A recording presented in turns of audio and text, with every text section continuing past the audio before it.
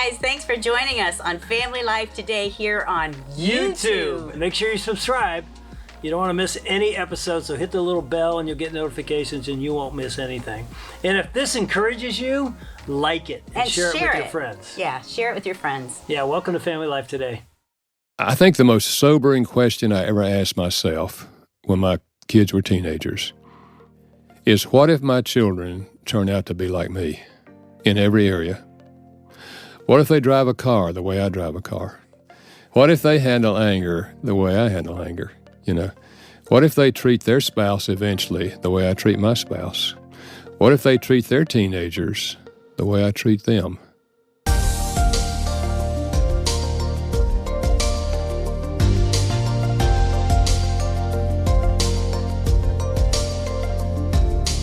Welcome to Family Life Today, where we want to help you pursue the relationships that matter most. I'm Ann Wilson. And I'm Dave Wilson, and you can find us at FamilyLifeToday.com or on our Family Life app.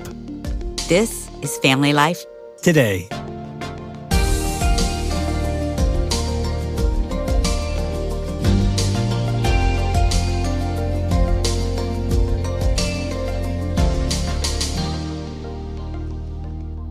So I'll never forget the day that you told me in the kitchen, this is 30 plus years ago, that I had an anger problem. I remember that. That was a fun day. I mean, it was one of those moments where you didn't say, thanks, hun, for sharing that. I think maybe I do. No, I remember when you said, literally, I remember your words were, I don't want to bring anything up to you again because you just blow up in anger. In the moment, I didn't receive it, but the good thing about it is it forced me to go, do I have an anger problem? And the answer became yes. Well, you even went to God and asked that question. Yeah, and then I went to my guys that I did life with, and long story short, I started to investigate the root of my anger problem, and I discovered what it was because I didn't want to be that guy. Yeah. I think as a parent, we have the same journey we need to take with our kids to help them, whether they're 5 years old or 15 or 18, know how to manage their anger. And so we've got a guy in the studio today, Gary Chapman, back at Family Life Today. Gary, welcome back. Thank you. Good to be with you. You're over there smiling at my anger problem. As a therapist. You're laughing at my anger problem. As a That's therapist. making me mad right now, Gary. But you've written about that in, Love Languages book, which so many people know you from. And then, recently you've written a book called Things I'd Wish I'd Known Before My Child Became a Teenager. We've already talked a little bit about this. And you shared that beautiful, heart-wrenching story about a moment where you blew up in anger with your son, Derek. Yeah. But how important is it, as you wrestle through our own anger as parents, and then we see that in our kids. As teenagers especially. Sometimes they copy what they saw in their mom or dad or both. How do we wrestle with them to help them understand, like I had to go on a journey, and I was 30-some years old, to understand anger and some of the root? How do we navigate that with our teenage kids? Well, mismanaged anger destroys more relationships probably than anything else. Between husband and wife or between parent and teenager, mismanaged anger. There's nothing wrong with anger. Anger, I believe, is a gift of God. The Bible says God is angry every day with the wicked. We get angry because we're moral creatures. And when we encounter something we believe to be wrong, we feel anger, and we should. But I think there's two kinds of anger. There's what I call definitive anger. Someone has wronged you or wronged someone else, and you should feel angry. And the anger motivates you to go try to straighten things out. But we have a lot of what I also call distorted anger. We get angry because we don't get our way. And this is most common in the family. The teenager gets angry because they don't get their way. They want to go to this party, and you've told them they can't go for whatever reason, and they get angry, Well, I think, first of all, talking about anger in the family, discussing anger in the family, because most parents don't understand it either. And they're talking about the two different kinds of anger and how do we process anger. And if the family can say, from time to time, all of us are going to get angry. So why don't we just agree as a family that if you get angry with me, you come and say, Dad, I'm angry, or Mom, I'm angry. Can we talk?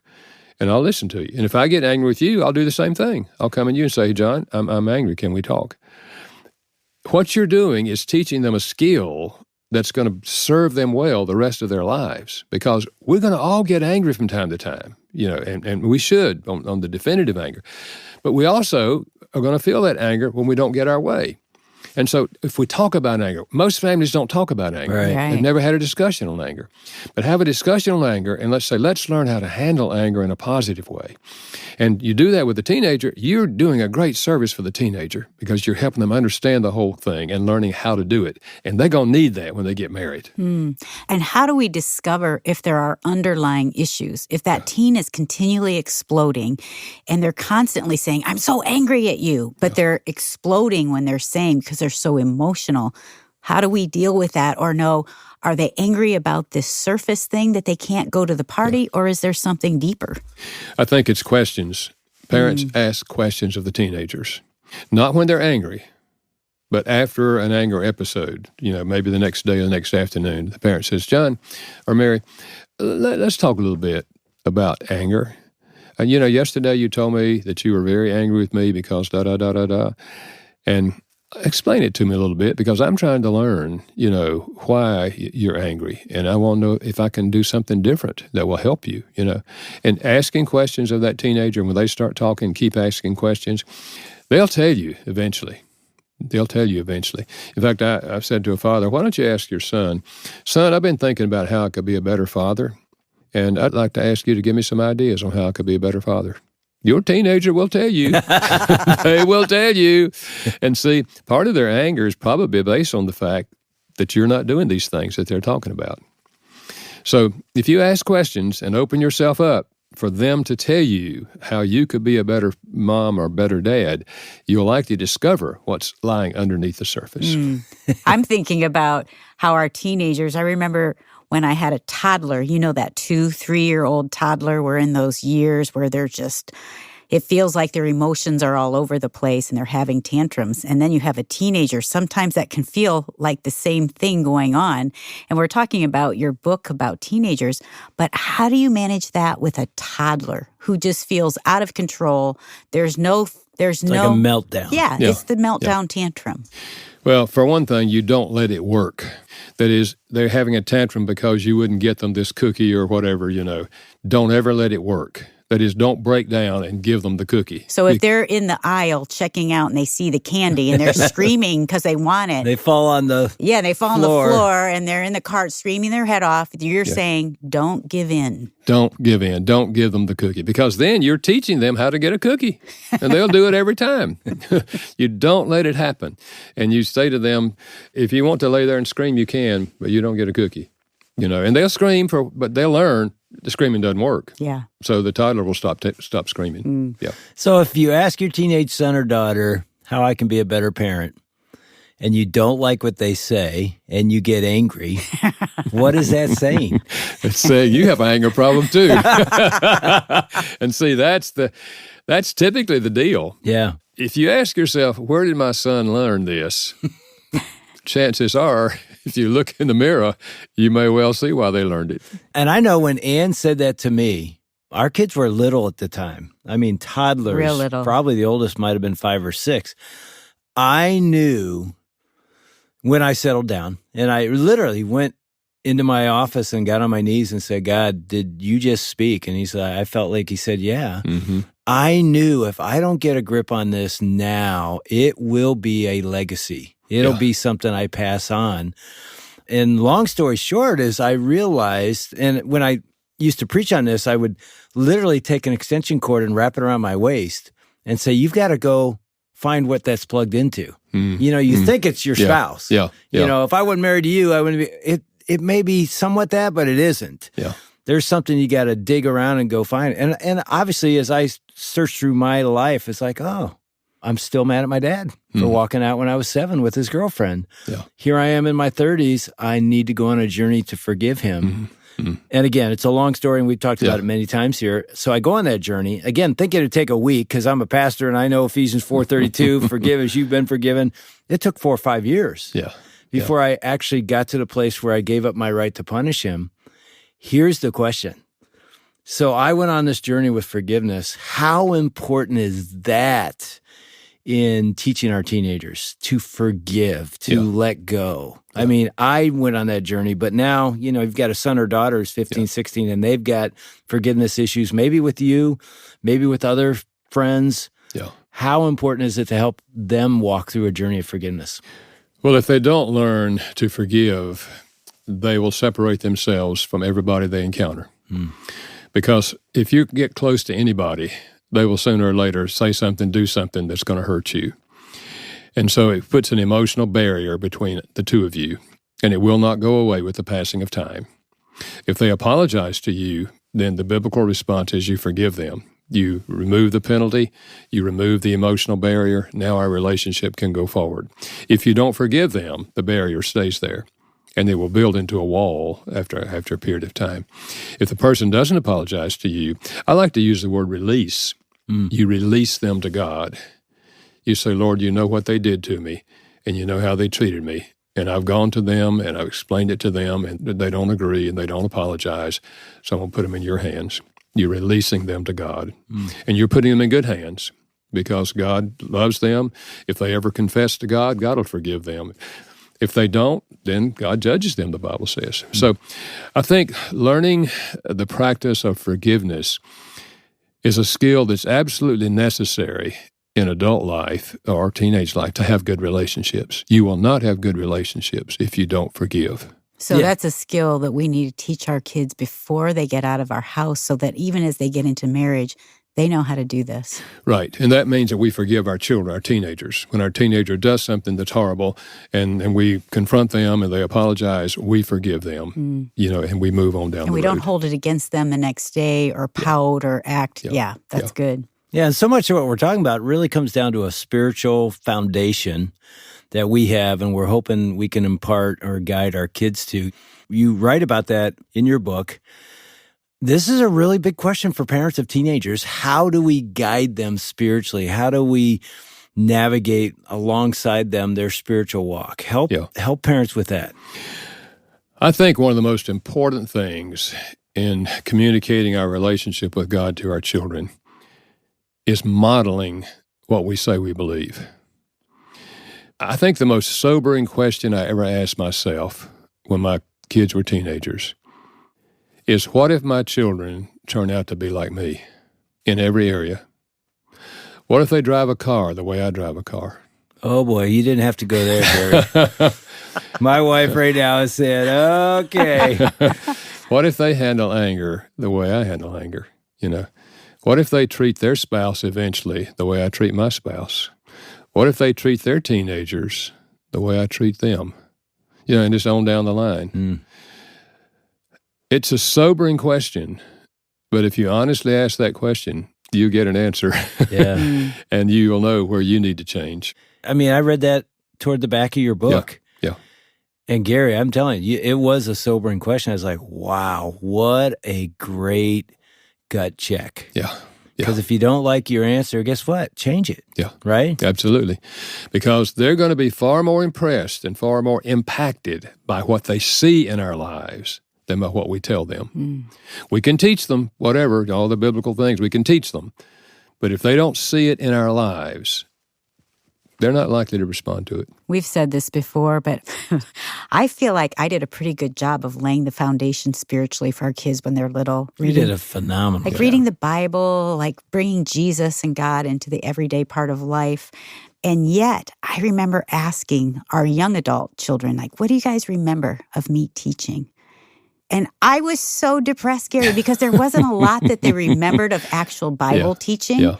But they did say, Mom, the thing that we remembered is you prayed all the time and you read your Bible. And I thought, well, that's a good thing. Yeah. Because they see my dependence, my need for Jesus. And also, we talked about earlier, apologizing, asking forgiveness. Yeah. They knew I did that a lot. And so I think as parents, that's a really good thing to remember, what are we modeling? I remember sitting at the dinner table thinking, do I have anything to share with my kids of what God has taught me today? Yeah. And when there was a long gap, I thought, I need to be in the Word. I need to be connecting with God more so I have something to pour out to them. Yeah. I know that my perspective might be wrong on why so many young people are walking away from church these days. Gary, I'd love to hear your thoughts. My thought is it isn't so much about doctrine or theology. It can be a little bit. I think it's more about modeling. They're seeing the way we live, and they're like, I don't buy it. Yeah. No, I think you're right. For example, from my perspective, the central lifestyle theme of a Christian is serving others. Jesus said about himself, I did not come to be served. I came to serve and give my life a ransom for others. So if the parent is modeling a servant's attitude in all of life, the teenager sees that. They don't forget that. And that's why, I would take our children with me on some of the service things, going to the food pantry. Y'all like to go with me? Going to go over and pack food? And they go. They remember that, They remember when I would take them in the fall of the year in North Carolina, leaves are all over everywhere. And I'd get them in the car and say, we're going to go find somebody that's older that hasn't got their leaves raked. And I'd knock on the door and say, hi, I'm Gary Chapman. I live down the street here, and I'm trying to teach my children how to serve, and we would like to rake your leaves if it would be all right. And they would say what? And I'd repeat my little story. And we never had anybody that wouldn't let us rake their leaves, okay? And I bet you didn't. And the kids would rake the leaves, and then they'd jump in the leaves. The teenagers, they were young teenagers when we were doing it, jumping in the leaves and all that. And then we would drive home and say, how do you guys feel about having helped some people? Oh, Dad, that was so fun, So they see you serving others in whatever ways, you're equipped to serve others. And that makes a tremendous impact on them. And after all, if they know God, if they've come to the place where they've put their faith in Christ, there's no greater satisfaction than this serving other people. I was walking across the campus of the University of Virginia.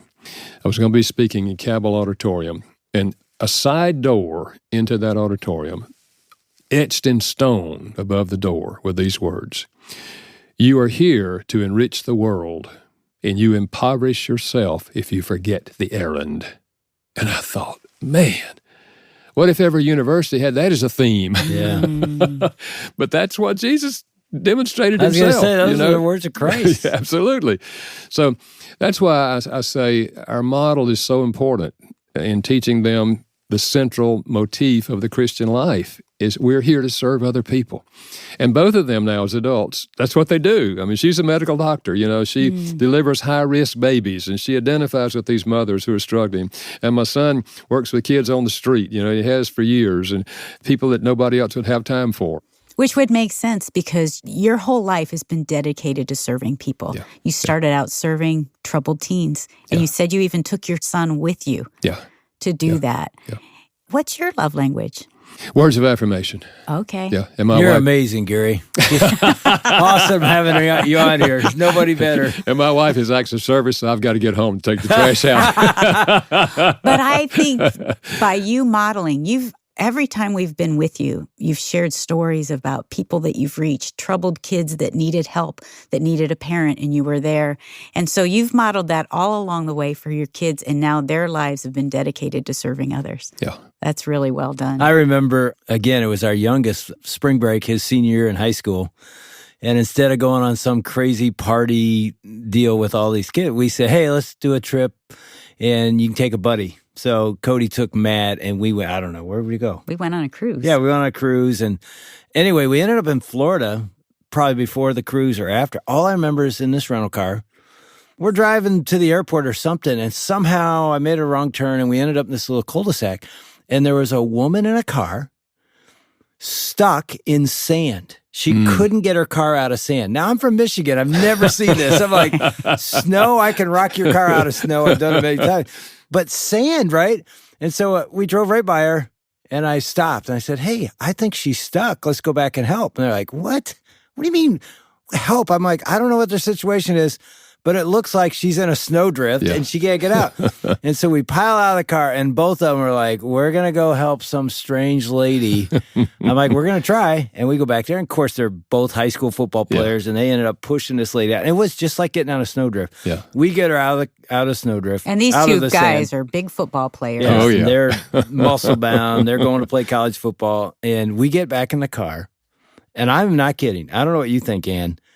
Of the entire spring break trip, including this incredible cruise, that's the memory that I have and they had. When we all got back in the car, we were like cheering. It was just this endorphins. We were excited, like, wow, we actually helped some stranger lady out of just a simple sand thing.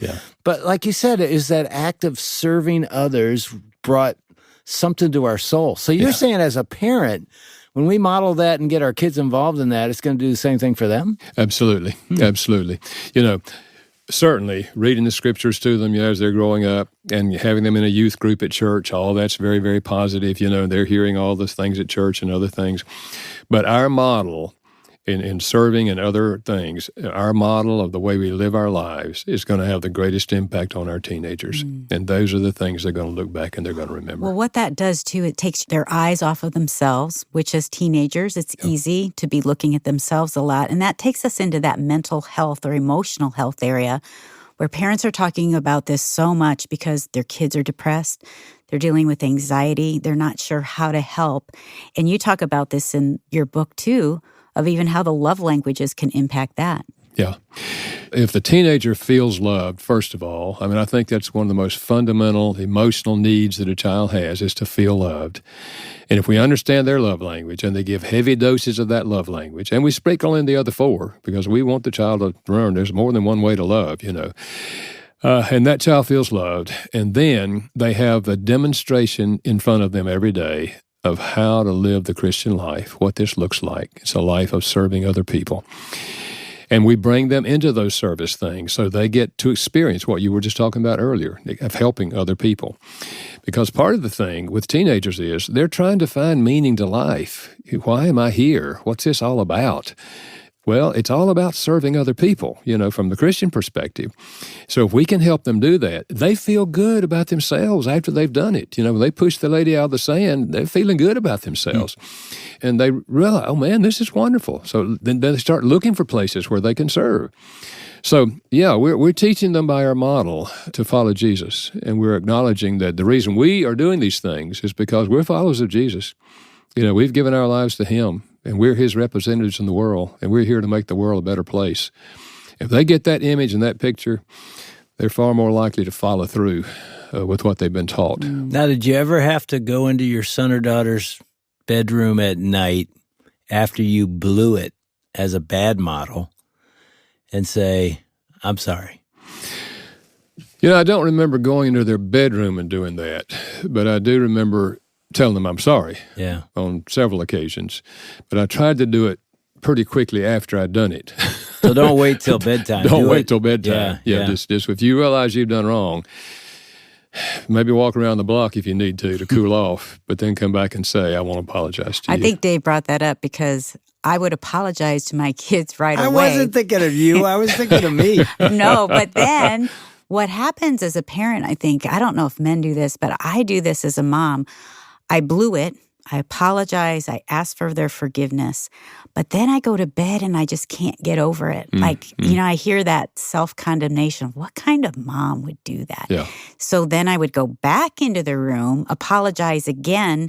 One of our sons wrote about it in the book because I said I just couldn't get out of that rut of feeling like I'm a terrible mom. Yeah. What kind of parent would do this? And that son said, I don't know why my mom kept coming back in. She apologized. I forgave her right away, but I couldn't get over the guilt. Yeah. How would you encourage parents with that?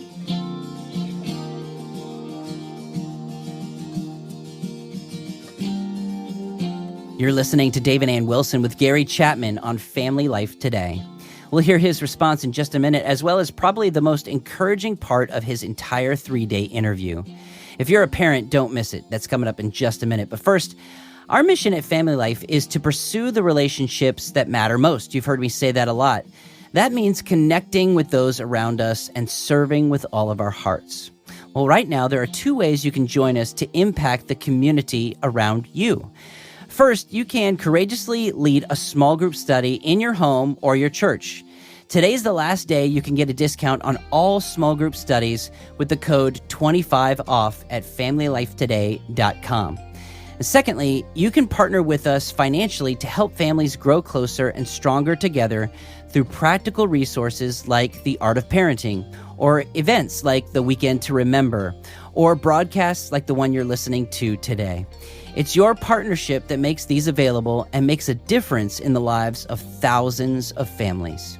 You can donate securely online at FamilyLifeToday.com, and as our thanks, when you give today, we'll send you a copy of Jenny Allen's book, Find Your People. Again, you can give online at FamilyLifeToday.com or by calling 800-358-6329. That's 800, F as in family, L as in life, and then the word today.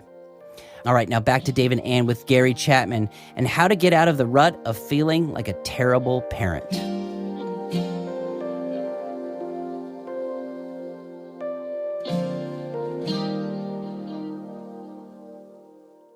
I was speaking in a prison one night, local prison, and they invited the wives to come in with the men, and I did a marriage thing. And in the Q&A, this father said, he was the prisoner, he said, Dr. Chapman, I've asked God to forgive me, and I know he has, and my wife here has forgiven me, and my sons have forgiven me, but what I want to know is, how do I forgive myself for all the pain that I caused other people? And I'd never heard that question before. And I think God just gave me this. Here was my answer. I said, okay, stand in front of a mirror and talk to yourself. And just say, self, you blew it. You blew it big time. And you hurt a lot of people, self. But a holy God has forgiven you because of Jesus and what he did on the cross for you. And, you know, parents sometimes say to me, when their child has done something really, really bad and they're in prison or they've gotten somebody pregnant or whatever, and they say, here's what they say in my office, Dr. Chapman, what did we do wrong? And I say to them, God himself had two children named Adam and Eve, and they blew it. And they had a perfect father. So don't take all the blame for the decisions your adult children make, because they can make poor decisions with good parents. Now, if you know some things where you failed them, fine, you go apologize to them. But don't just automatically take all the blame on yourself for the poor decisions that your adult children make. You've been listening to Dave and Ann Wilson with Gary Chapman on Family Life Today. His book is called Things I Wish I'd Known Before My Child Became a Teenager. And you can get a copy of that book at FamilyLifeToday.com. But tomorrow, Dave and Ann and Ron Deal will join Cheryl Shoemake as she talks through the hardship of not being accepted as a new stepmom and the importance of waiting on God through her journey. On behalf of Dave and Ann Wilson, I'm Shelby Abbott. We'll see you back next time for another edition of Family Life Today.